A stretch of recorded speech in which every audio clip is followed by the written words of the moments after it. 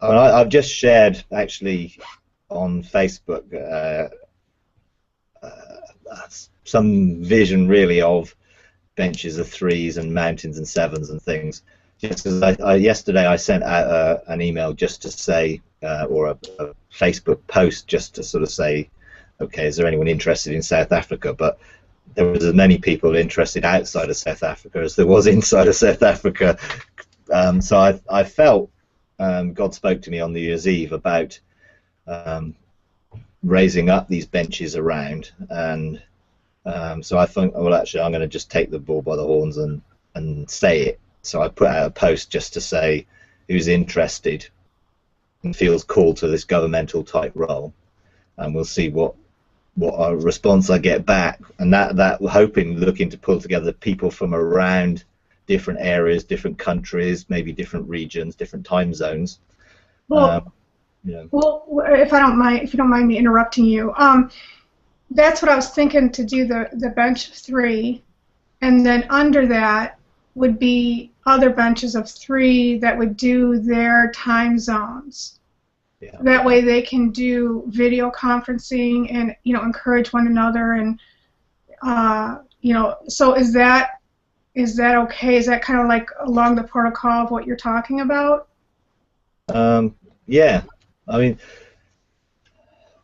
I feel everything that operates in these type of governmental things has to be relational, and so there's got to be some sort of relational connection and a willingness to be open and honest and accountable to each other for being able to establish that what God wants, because He doesn't want a new structural thing.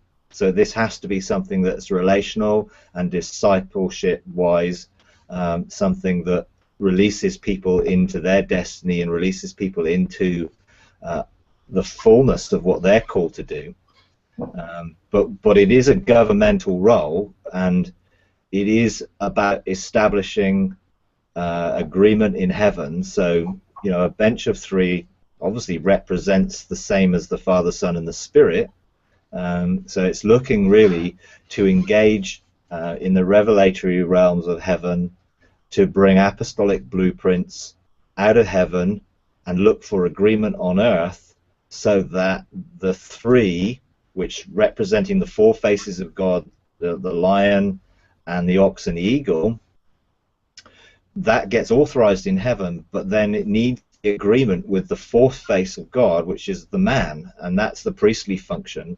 And that's often where the thing breaks down, because old patterns of doing it look to operate in a pastoral way of being church government and government in general, and God wants to establish it in a new way. And so it needs, therefore, agreement to open up that fourth corner, which brings an opening up of the windows of heaven, or opening up of the everlasting doors, whichever analogy you like to use, and that needs agreement, and that agreement, is this power in that agreement. And so when you look at benches of three, they then operate with sevens. So there are 7 mountains that are associated with each bench of three, which are the spheres of kingdom authority that are associated with each sphere. So once you establish the three and you establish the blueprint for what the mountains are, then you have to find people to occupy those mountains, and those mountains will be so different depending on how this works. I mean, you could have a bench of three, which is one person in New Zealand, one person in the USA, one person in England, having responsibility for something in the atmosphere of the earth, or some sort of spiritual authority in something which isn't necessarily a region or a physical place, but actually is still spiritual authority over, I don't know, the financial realm, or it could be over the health realm, different things. And then the mountains associated with that would be totally different than those spheres of authority which were maybe regional. If there's a bench of three in, I don't know, say Texas or something, okay, that establishes government, it looks for a blueprint. Now, none of this is about looking to establish earthly empires or kingdoms. It's about God's rule and establishing God's kingdom. And so a lot of this stuff is done behind the scenes. It's done in the realms of heaven, so that when we come into agreement and harmony, then we begin to administer things and deal with the atmosphere of the earth. Because the reason most things aren't going on the earth is because the atmosphere is basically blocked, usually by territorial things or rulers, principalities, powers, those type of spiritual forces. Well, we have to establish our own principalities and powers. They're not bad. The name principality just means like a region, like the Principality of Monaco or Vatican City. It's just an area of rule. Powers aren't bad things. It's just when they're operating with fallen angelic powers. The same with rulers. There's nothing wrong with ruling angels. You know, I know the prince ruling angel over our region, and I met him and encouraged and had a number of conversations with him. But you know, we have to see that this may have a lot of multifaceted things, but God is releasing this sound out of heaven that's calling people to come into alignment and come into harmony and come into their destiny and come into the things that God really is designing for these days to establish the things in the heavens. We need lords, and we need kings, and we need sons, and we need to identify those people who feel called to those things and help and encourage them, and release them into it. And so there may well be, you know, time zone bench of threes, there may be regional things, there may be cities, there may be lots of different things, but the key in it is that what that will do is open up the windows of heaven over that region or over that area or over that responsibility, if you like, which will then enable things on earth to come into alignment with heaven. And it will enable cities of refuge to be set up. It will enable these apostolic resource centers to be set up, where then ministers into the actual physical realm. You know, what we don't want is to, you know, have loads and loads of spiritual things going on, but there actually be no physical manifestation. So there's got to be an outworking of it, but you have to establish heaven first. You know, it's the kingdom is on earth as it is in heaven, so we have to establish the kingdom and the rule of God's realm on earth as it is in heaven. So identifying benches of three, identifying the 7 mountains that go with each bench, then looking to identify those people who would operate within that. Now, I think there are other things in terms of councils of 12 and other things which God will release in the future, but we need to get the foundations ready first. And those councils of 12 may have things over different spheres. We're working, establishing a council of 12 here with our 7 mountains and with our 5 ministry spheres to outwork that, and we're just at the beginning of that. So I know that's coming, but to start with, benches of 3 that are willing to share their hearts together and be willing to open and honest with each other, and to go to a depth of openness and honesty that wouldn't be there anywhere else. And that doesn't mean that you would need to be in the same region or whatever, but it's actually a heart issue. You know, I was talking to someone this week, and they shared that, you know, they recognized me in the spirit, and then when we were hanging out and having a chat, our souls were catching up, and so we were beginning to understand each other and get each other's hearts at a soul level. So it is important that we see that when you begin to establish these things, it will inevitably bring things to the surface that you have to deal with, because this is a judicial thing. A bench of 3 provides apostolic council authority in a judicial sense, and for that to take place, there's got to be unity. There's got to be unity of heart and mind and purpose, and you have to work that out. So it takes some time to do that. But I've seen, I saw a vision on New Year's Eve of the world, and it was spinning in one direction, and I saw these benches being established in the regions and in the areas of different places around the world, and it actually, the whole world began to spin in another direction. It stopped and then started up, moving in a totally different direction. And I think spiritually that has the power of these things. When the shaking starts to really take place, when we see this sound, whether it's this new Pentecost, this sound of a mighty rushing wind, the vibrational energy of the force of God which is released, when that takes place, these benches are going to be part of that. They will be declaring, they will be speaking, they will be opening up windows, doorways for those things to take place. There are doorways of access into the spiritual realm which have been accessed by the enemy, and I've seen some of those, and we actually have one here, and you have to be really careful to guard it, because things come through. We get smells sometimes of smoke and sulfur and different things, and you have to be careful.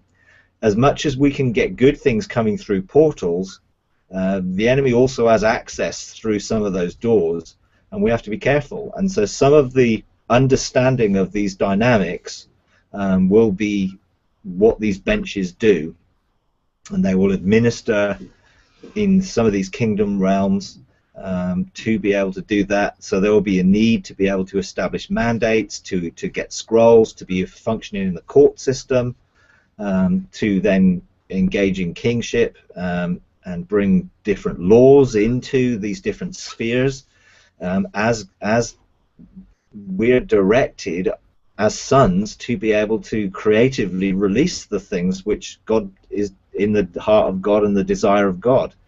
And as we seek God together, then those things will begin to get released. Can I ask you a question? What about the mountain? The mountains, you said you have the bench of three, and then they have mountains under. Yeah. Can you tell me a little bit more about what that mountain might look like? Well, in the same way as we have a mountain, and we have our main mountain where we are released into, invested with authority to bring rule in our own lives, and there are 7 spheres, basic spheres under that, and there sometimes can be different levels of 7 as well, but let's say the basic 7 mountains, and we each have those 7 spheres for our own personal lives and ministry. In these benches of 3, it's like, if it's a bench of 3 in a church will also have 7 mountains. As a church here, we have 7 mountains of authority. They're spheres which we have identified, which God has shown us, and we have to raise people up, and on each of those mountains there will be 3, because it's not just, it never operates with just one, it's always 3. So when you identify the mountains, you identify someone called to that mountain, and then they form a 3 and they form a 7 to operate that sphere.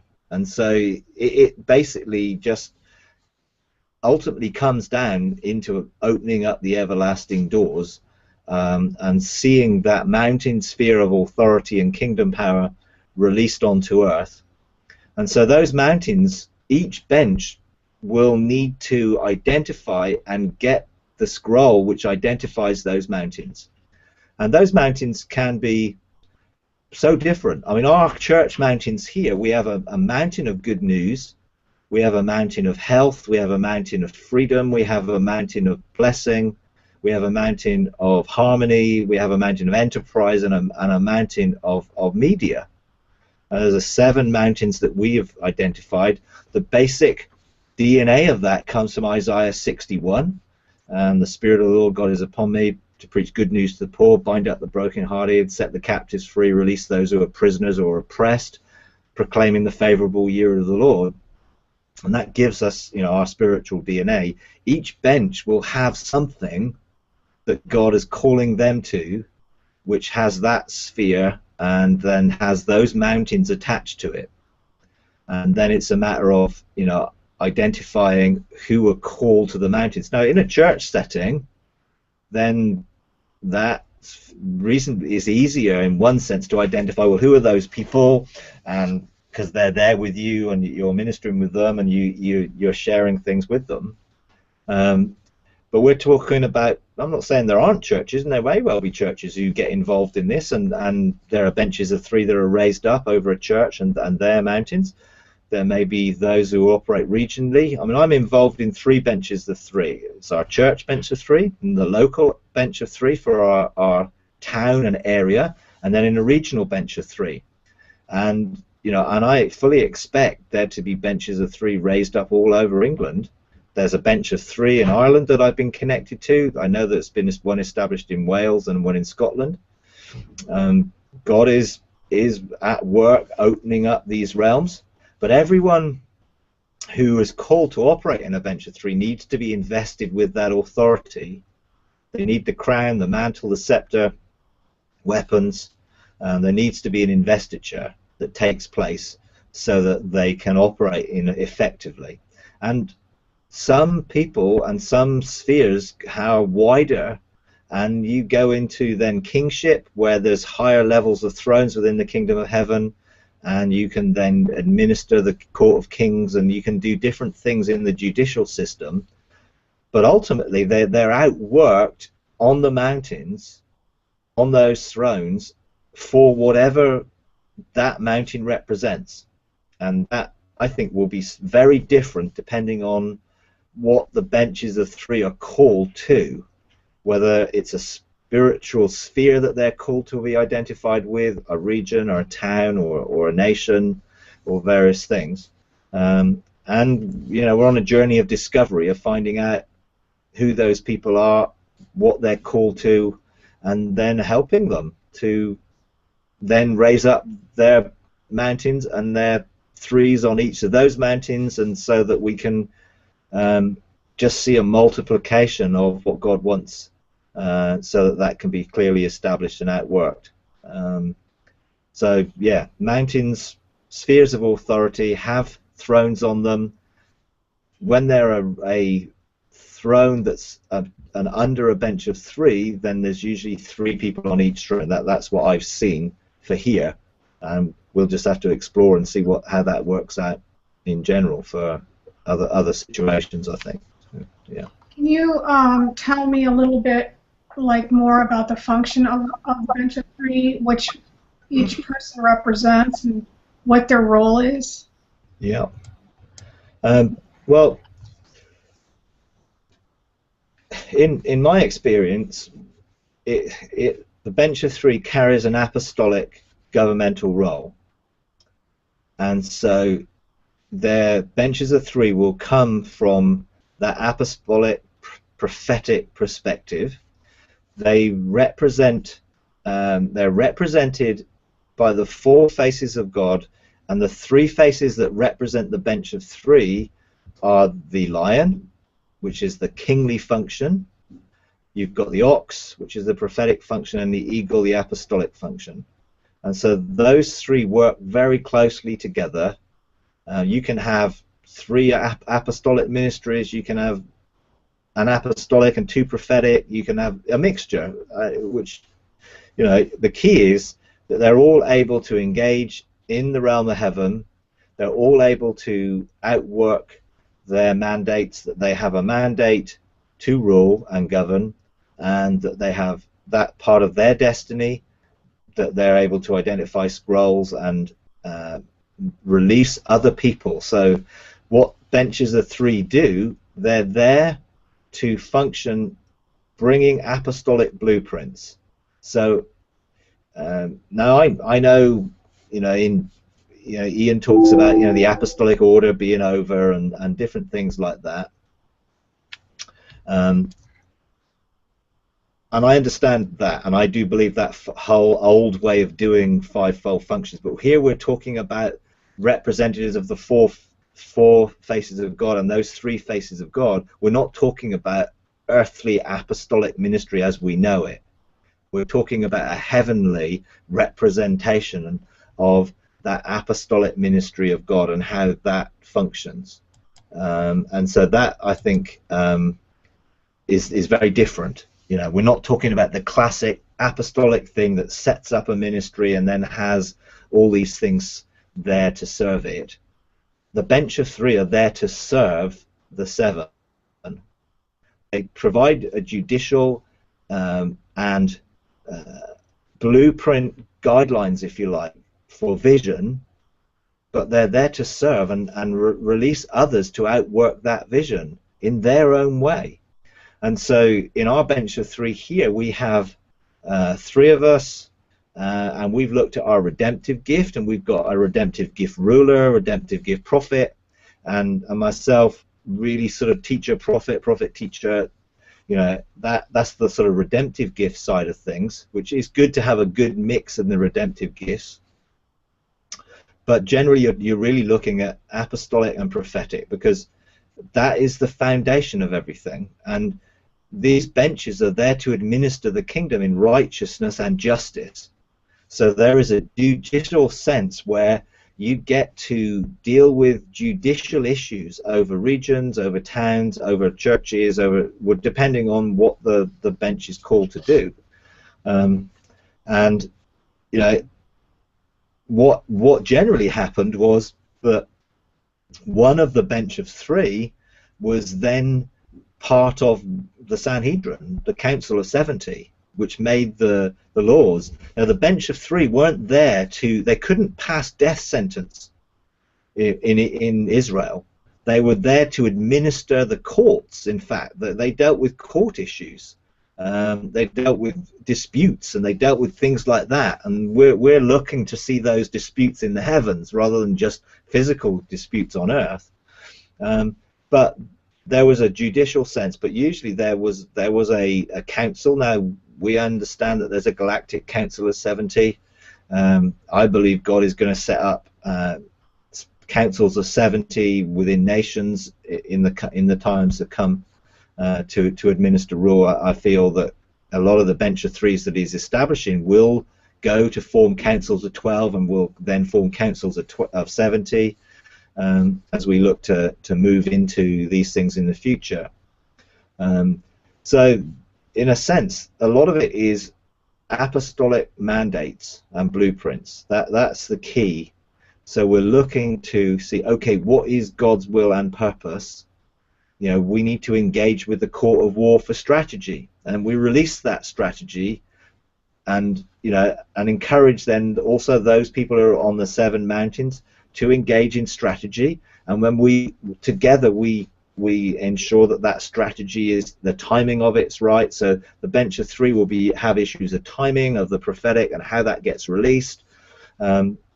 It's an administrative function, but coming from heaven. It's administering the kingdom in heaven on earth. You know, there will be opportunity of making laws in the court of kings.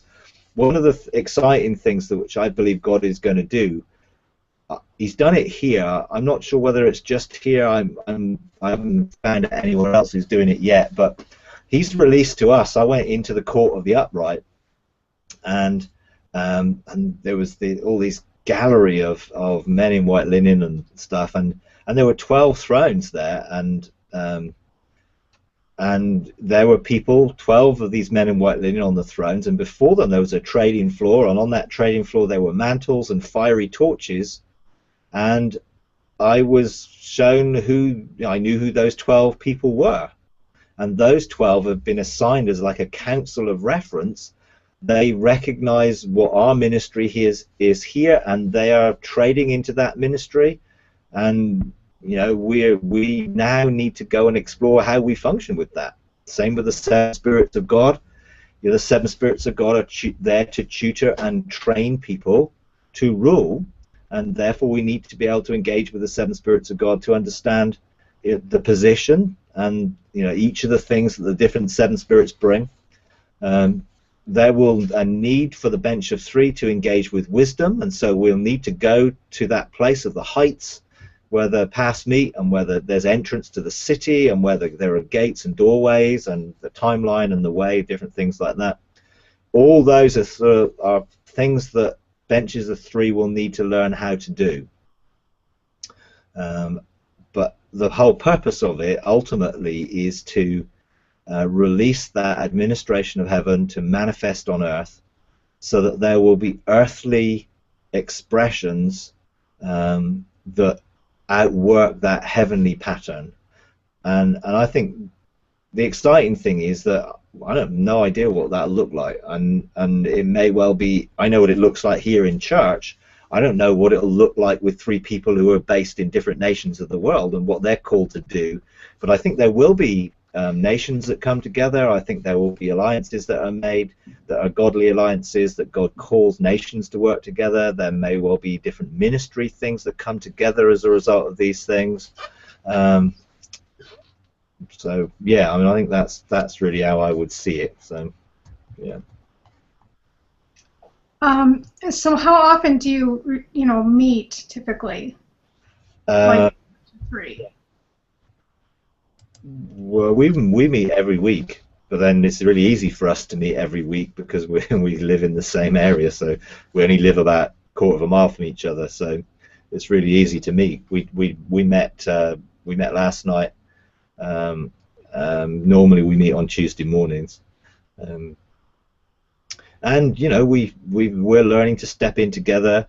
When it's the local bench of three, we meet once a month. Regional bench of three, we meet about once a month as well, because we're sort of separated by a fair bit of distance. But that was last year. I think this year things may be different, because I think God's called us to step up a few things and do some more judicial things. But the key is relationship, and there has to be enough connection to outwork relationship. In our regional bench of three, we've worked through some really interesting issues, really differences of view and challenges that have come. But also we did some great things. We presented scrolls. Last year we presented scrolls that really set up the year for each of the different ministries that are involved in different churches. It's exciting when you sort of step into heaven with others, and you get aspects of vision and things that you're seeing what God's saying and doing, and then bringing it together and seeing how it all fits together. It's good fun. But yeah, I mean, I think there's I just feel now is the time. I just feel now is the time where we really have to start preparing for what's coming, and so these things are going to be in place, ready for what's coming in the future. Right. So yeah. So, do you have examples of how, when you brought things from heaven to earth, how it's actually manifested on the earth? Yeah, I mean, when the regional bench of three first started coming together, we used to just come together and we just used to hang out. There was no agenda. We would just come and we would begin to share the different things that God was doing, and we would begin just to share our hearts, and even just doing that, we saw things shift. We saw situations get revealed. We saw, as we shared things and we embraced the different things that God was doing with each other, it then enabled our own regions to see things move out and change. And we saw last year, there was a presentation of a scroll which talked about establishing new forms of government within the ministries here, which I received from the group, the regional group, and it set the agenda for what we did during the year. And we saw our different organizations here that operate and function. We saw the government of that change. We established different patterns of how things would function. I mean, it was, I won't say it's easy because it was a challenge, but we've now established a different form of government for our external ministries, which we wouldn't have done without that mandate and that scroll being released to us and it getting authorization. There's a number of things that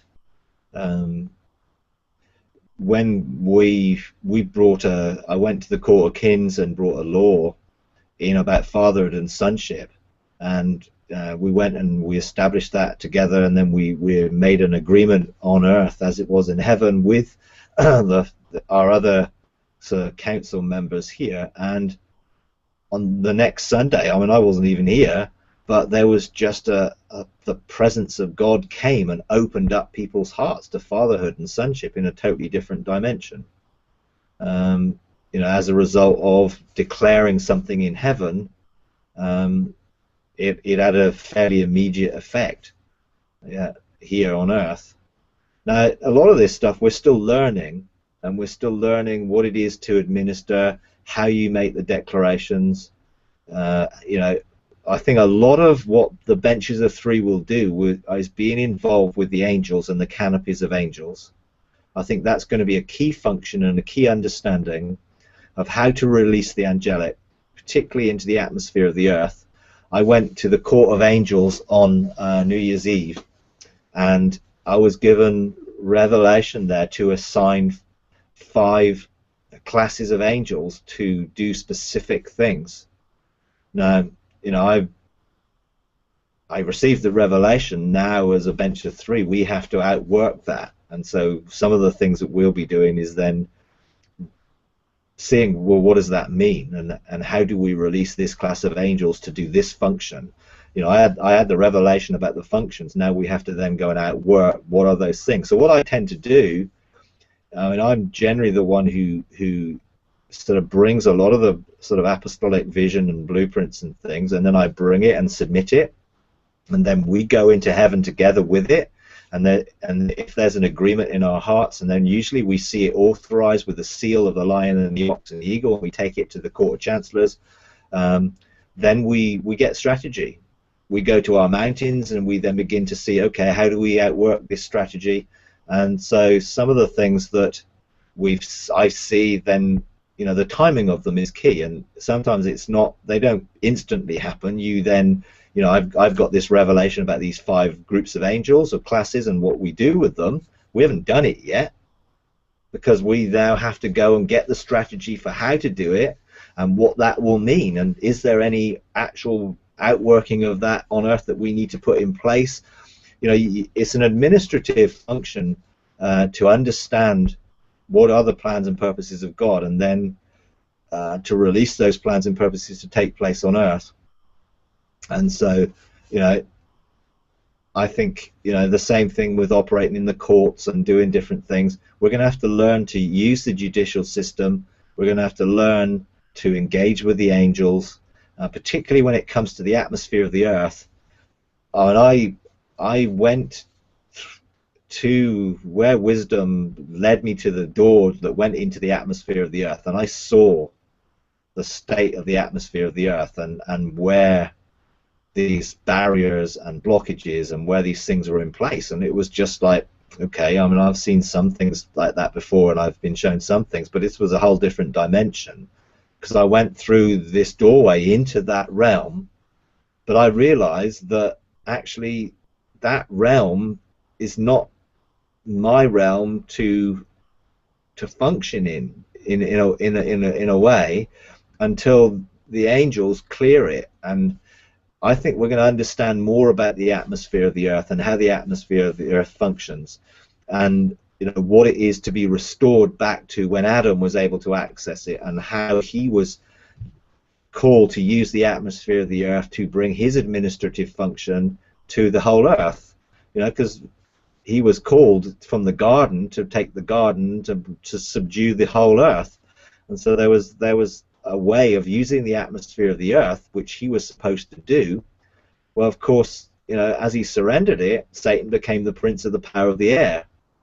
Now Jesus has come back and taken the keys off Satan, but the church hasn't actually occupied those realms. And even the kingdom of God in that realm of heaven is in light and darkness, and that's where, you know, the giants and the dragons and all the different ogres and different things that are there in spiritual beings, we're supposed to clear those out, you know, so that we take authority of the mountains in those realms, and all the kings that are in occupying, blocking the everlasting doors, we have to deal with those, where they have got their authority from in terms of the seed line things and the bloodline things over nations, and where those things in the past and the sins and patterns of iniquity which have released the legal authority for those things to continue to function in certain areas.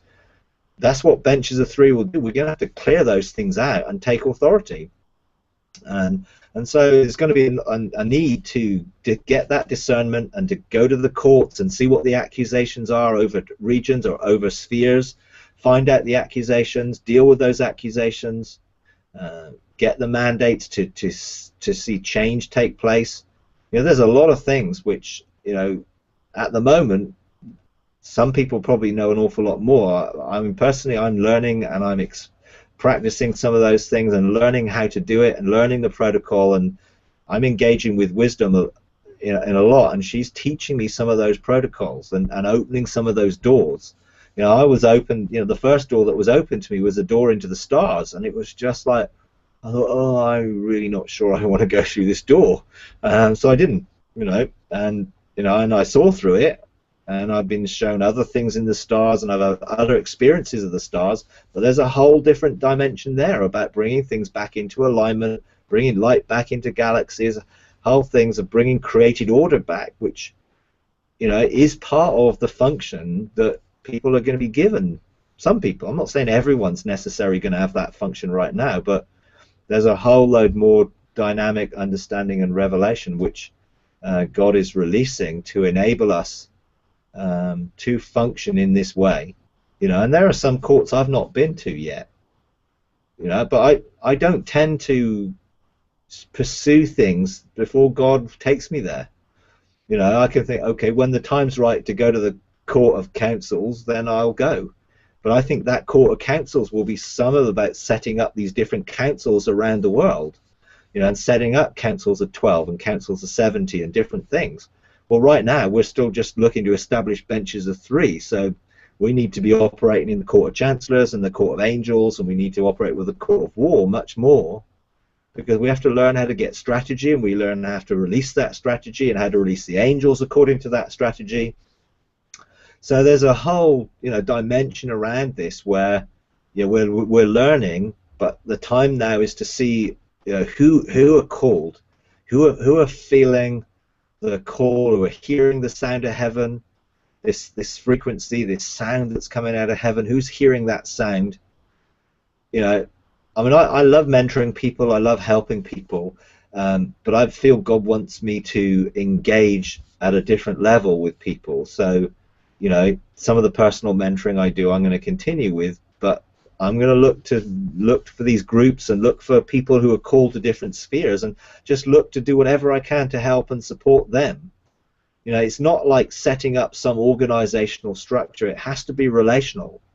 If I don't know anybody, there's no access to help. So there's got to be a relational connection, and I'm looking for those connections.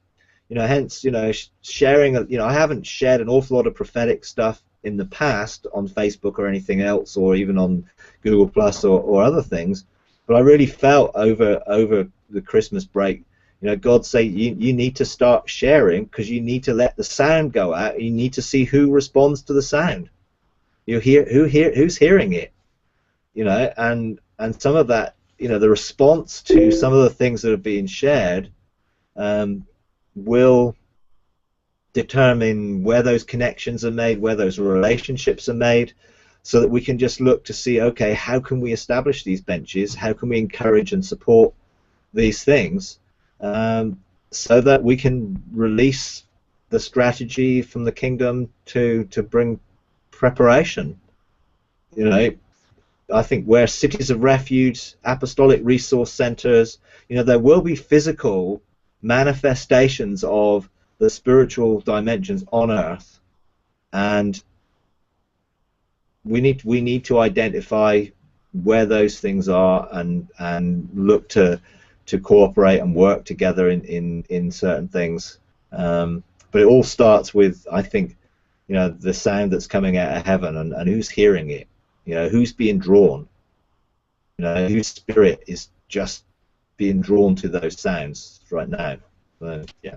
Well, I think it's kind of funny because, it was the same time period that I was kind of getting stuff from God about that as well. Yeah. Yeah.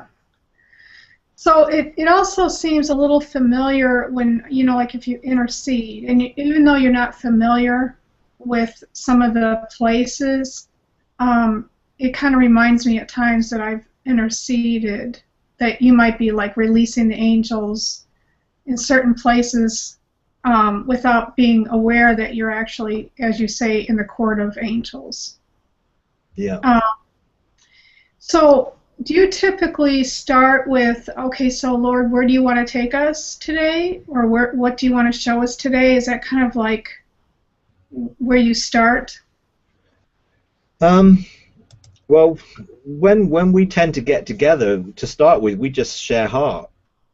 It's just we want to be relational, so we begin to share our hearts and share what's going on with us, and share the things God maybe have given any revelation of, and we just start to talk about it, and we start to share, and then we start to find that there's this agreement, and there's this resonance, and there's this that God has been speaking to us individually about similar things or connected things, and that's great. And we had our first, actually, in December. We had a meeting of 7, where two benches came together with another guy, and that was really good fun. It was just, we'd never done that before, but when we came together, there was just this openness, and God had given me some revelation about something we needed to do, and then we brought that to this 7 to find an agreement, because there was like in this word, it was about 3 looking for the 4th to bring agreement, and then we actually realized, okay, there's 3 here and there's another 4, and so we saw that take place, and we then stepped into heaven. We had revelation that we were given there, then we shared that revelation, and then we looked, okay, what do we do with this revelation? So we took what God gave, and then we took it back into heaven, and then came back out of heaven with the revelation and shared it. So that's the sort of type of thing that really takes place. Sometimes, here in our bench of 3, we just go to our thrones. We got 3 thrones in the realm of the kingdom of heaven. We just go there and we sit, and it's like, okay, what's God showing us? What do we see? And then we come back and we share the different things and the different perspectives. Sometimes we need to go, and we need to go to a court, and we go and present something, and we see, what do we see? And usually we get slightly different perspectives that make up the whole, and that's what we're looking for. We're looking for unity, we're looking for agreement that comes together, which multiplies the effect of what we're seeing. So that's really how it has worked. I guess, in a sense, we're going to have to discover how it works by doing it, and it may be different for different groups. We'll do it different ways. I don't think you can set up a hard and fast rule for any of this stuff, because if it's relational, then the different gifts and the different callings of each 3, and each 7 for that matter, will have an effect on how they function together, and that's great, and that's how it should be. We want to set principles in place that help support and encourage people to develop their own way of engaging, and for them to outwork that through their own redemptive gifts, and to outwork that through their own ministry calls and destinies. We're not there to try and set up a system. We're there to try and help encourage people to engage the principles, which then they will learn. It would be great when people come and say, oh, we went here and we did this, and we're like, well, I've never been there. Great, tell us about it. How does that work? And then we can learn, to engage, because it's not about knowing more than anybody else. It's just being willing to accept the responsibility to release that blessing and to release that encouragement and to release the blueprints that will give people some of the foundations in which to build. And people will then build in many different ways, and they'll build many different shaped buildings and many different ways that look this way and that way, and that's great, because I think that's what it's like. What we don't want is to try and have another sort of apostolic thing that sets up something that all looks the same and all has to be the same because it all has to fit in with this and fit in with that. This is much more flexible and relational, in that it's got to be how it flows through the individual people, and therefore we have to create this place of honor where we respect and honor each other, where we're able to recognize the different aspects, where there's no need for competition, there's no need for jealousy, we receive from each other, there's no person trying to prove that they're better than anyone else. We just accept that we take the yoke of Jesus upon ourselves and we learn from him, being gentle and humble in heart. And being gentle is not being weak and wishy-washy, it's actually being strong, because the word gentle comes from the Greek word, which is about a wild stallion with a bit in its mouth. And what we are is those who recognize the authority and the calling that God's given, and we surrender that totally for the purposes of God. We're not looking to create more man-made structures and empires that God is going to have to pull down. These are spiritual things that release people and encourage people to be themselves, not have to fit in and trying to please man. It's definitely a totally non-man pleasing thing. It's a God pleasing thing, and that's the key in all this stuff, really. So, yeah. Well, let me ask you a question. I mean, I'm glad that you put it that way, because it kind of releases anybody from a burden of, because it can get a little heavy, from all this structure, and can get confusing and so forth.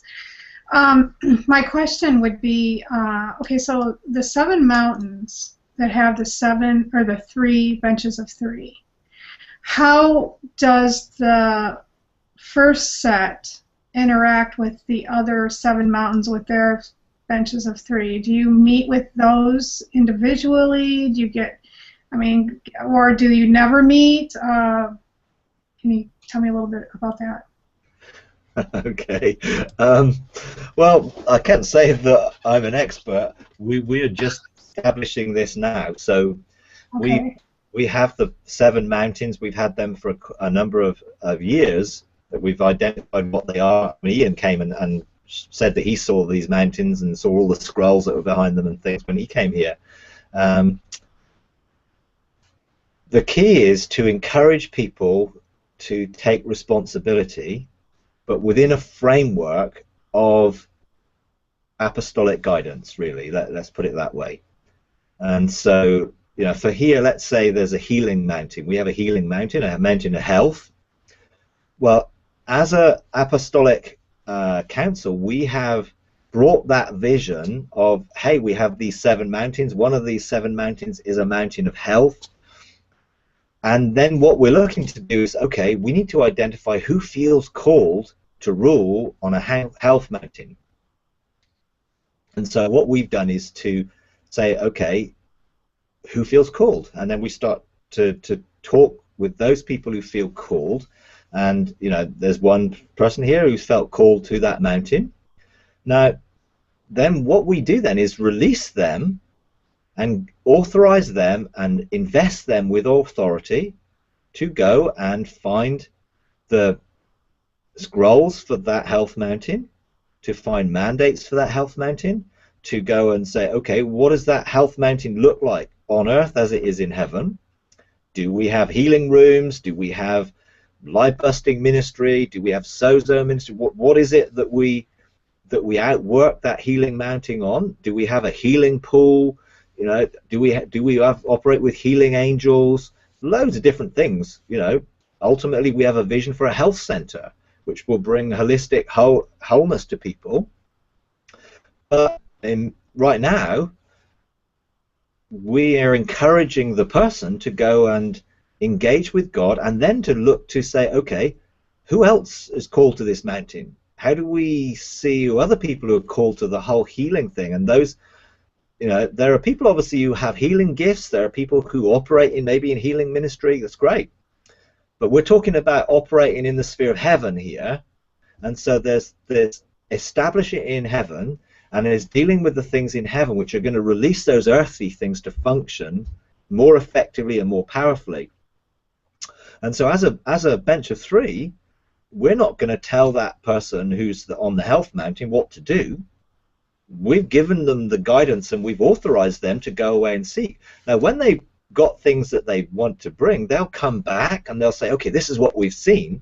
And then together we can actually say, okay, where's the timing for this? What can we do in terms of resources? How can we support this? And so is there anything that we can do to encourage you or to direct you or to do anything we can do to help? And so a lot of people like positions, but they don't like the responsibility and the accountability that comes with a position.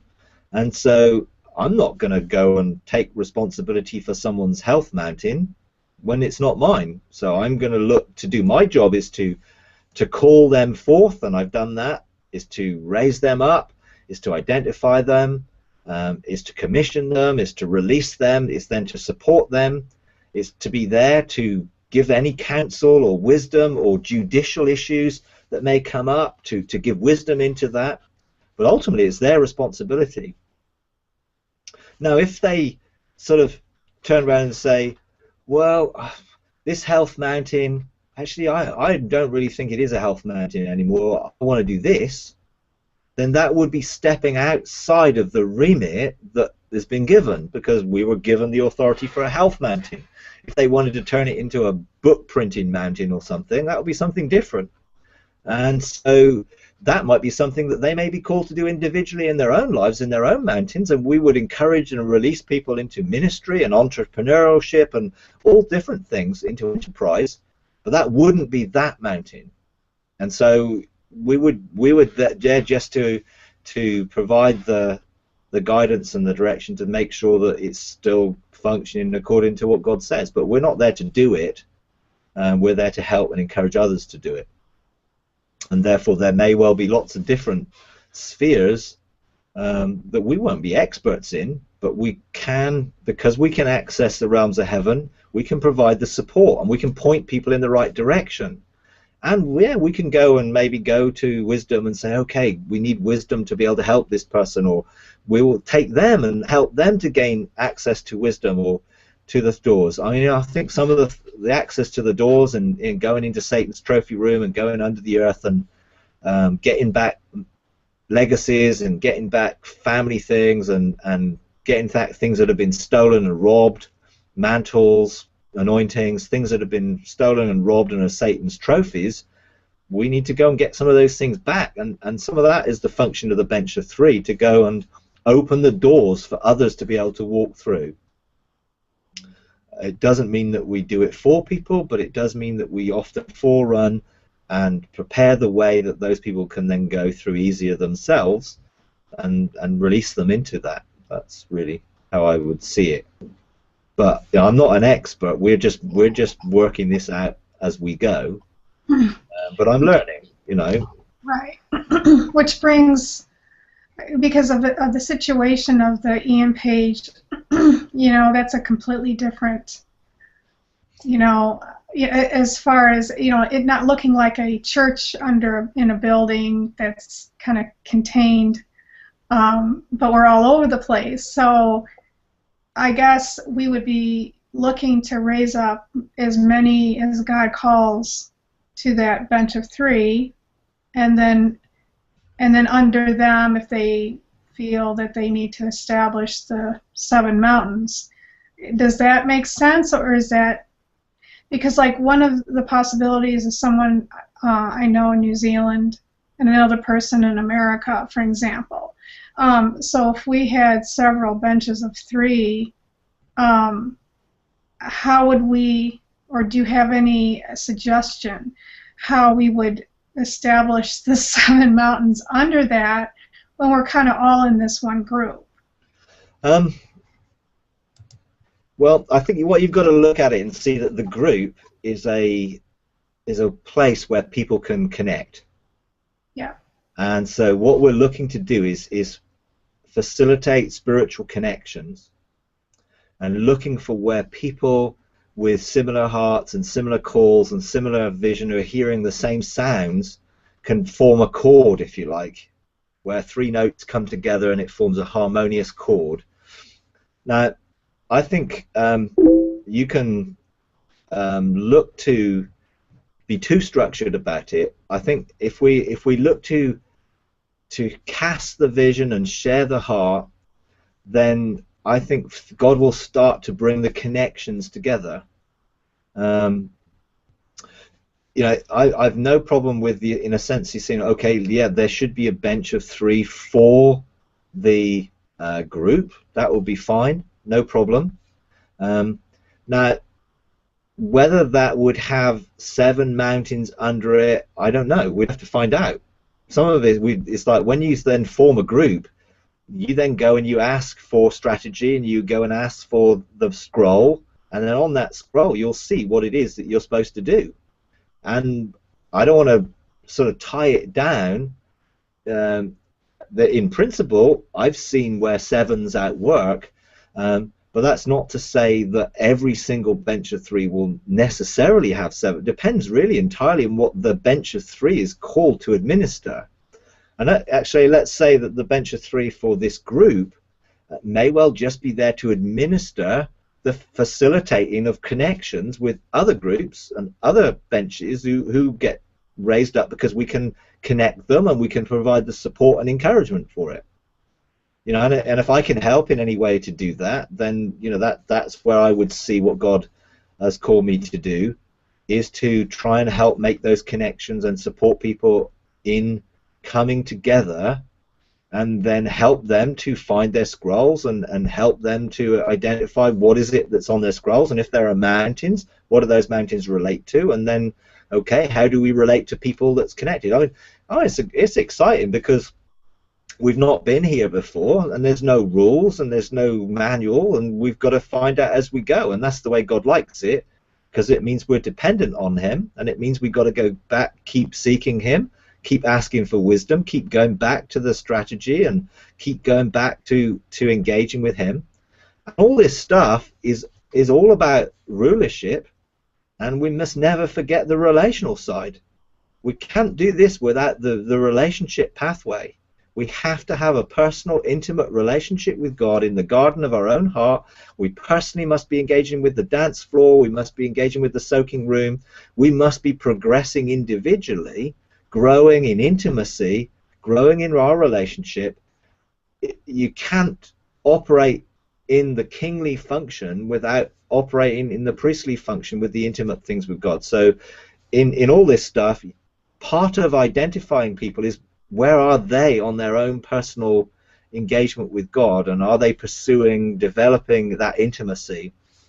You know, and you know, I'm working on these pathways of developing these pathways so that we can sort of have a manual really that will help people on that journey. But it is absolutely vital, you know, because you don't want to get so caught up with doing that you forget that you're being, because doing comes out of being, not for being. You know, benches of 3 don't get their identity from being a bench of 3. They get their identity from who they are in God, which calls them to be a bench of 3.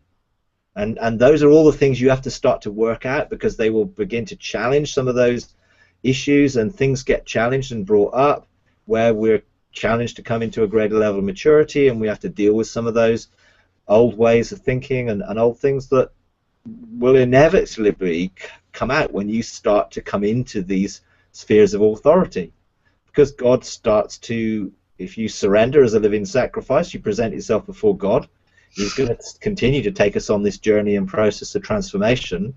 We've not arrived, we're on a journey, and that journey continues. So yeah. Okay, so it's probably also okay then for someone to be on on the bench of three, and I understand it's relational, but to also be on one of the 7 mountains, or to be on a mountain, I would imagine. Yeah, I mean, I don't think there are any hard and fast rules. Yeah. I mean, for us, for here, I've specifically been forbidden by God to go on those mountains. Okay. Because if I go on those mountains, I can function there, I can administer there, but I will stop someone else administering there. And someone will look to me because they think, well, you know more than I do, and you can do this better than I can. So I've been forbidden to go on those mountains. And that's, in some ways, a frustration when you see, because I'm visionary and I can see the things that could be done, but God's given me no mandate to tell people what those things are, because they're responsible to go to God themselves and get them. And sometimes I'm behind the scenes, I may well be prophesying and calling things and encouraging that in the spiritual atmosphere, but ultimately I have to give that responsibility to others. Otherwise you get back to the old thing, one person does it all. And actually this isn't about one person, it's about 3 people working together and then encouraging others to work together in the same way. But each group will need to get their own scroll and to find out what it is that God is saying. I'm not saying that you couldn't be, I'm just saying that's me, and I know from personal experience that people tend to be dependent on you if you let them, and so I don't want people to be dependent on me. I want people to go to God for themselves, and so I go to God for myself, and I go to God as being part of a bench, but actually I'm not going to go for other people's responsibility. They're accountable for that, and you need to encourage and support them, but that is where I'm learning to do that, because in the past I've been just well I can do that, so I'll do it, and I've had to stop myself doing things and only do the things that God gives me permission to do. So that's why now I go and get a mandate and I get permission and I get orders to do things, whereas before I would have just, oh yeah, I can do that, I'll do that, or I'll do this, or I'll do the other. And all that does is reinforce an old system of a mediatorial, well, you do this on behalf of me. Now everyone has to go before God for themselves to outwork their own destiny. We just have to honor and respect each other in the roles that we've all been given, so that we get that culture of honor, and that enables us to see blessing be released and everything released. So I don't think there's a hard and fast rule. Someone could be on a bench and they could be on a mountain, particularly in the initial stages of things where you're looking to establish things and you're looking for how do you do this. We'll find out how we do it as we go, I think, a lot of it. But I think it'll be fun. Yeah. Yeah, I mean, you cleared up a lot of, uncertainty of really what this looks like, so I appreciate that. Would you, this is a little off the subject, but would you consider, at least think about, doing audio, it doesn't have to be video, but maybe audio files, where people can download and you're leading them into each one of these things, the chambers of the heart, the various places in heaven. Again, I'm not asking for a quick answer. You can kind of think about that, but I think that might be very helpful, along with the manual. Sure. That you're putting out. Yeah, I mean, I am, in doing this manual, the reason I'm not sort of, I haven't got it out is because I'm realizing that there's a lot of things that does need to go with it, in terms of the exercises and the different things and potential sort of webinar files or video files or audio files that people can use that go along with things. Because the whole thing about a manual, it can be very rigid, or this manual is about helping people to have encounters. Therefore, all you're doing is just having the exercises which open the door for the encounters. Because I've been given a key to open those doors, then that's what I want to do. I want to open doors for people to have their own encounters, And so, you know, that's why often I don't describe things in great detail that I'm seeing or perceiving, because I don't want people to just trying to see what I see. They just need to open up their own hearts to get the expressions of the things that God wants to show them, because the symbolism of it and the nature of it will be very much according to who they are and the meaning of it. You see, you know, I mean, someone asked me the other day, you know, what does this pink dragon mean? And I'm like, okay, well, that's pretty random. It's like, okay, a pink dragon to me can mean one thing. For someone else, it can mean something totally different. Okay, pink can mean this, pink can mean that, a dragon can mean this. What's the context? Was it in the context of a mountain? You sort of got to get a whole sort of background to things. And so people, yeah, helping people to understand symbolism helps them to engage in what they've experienced.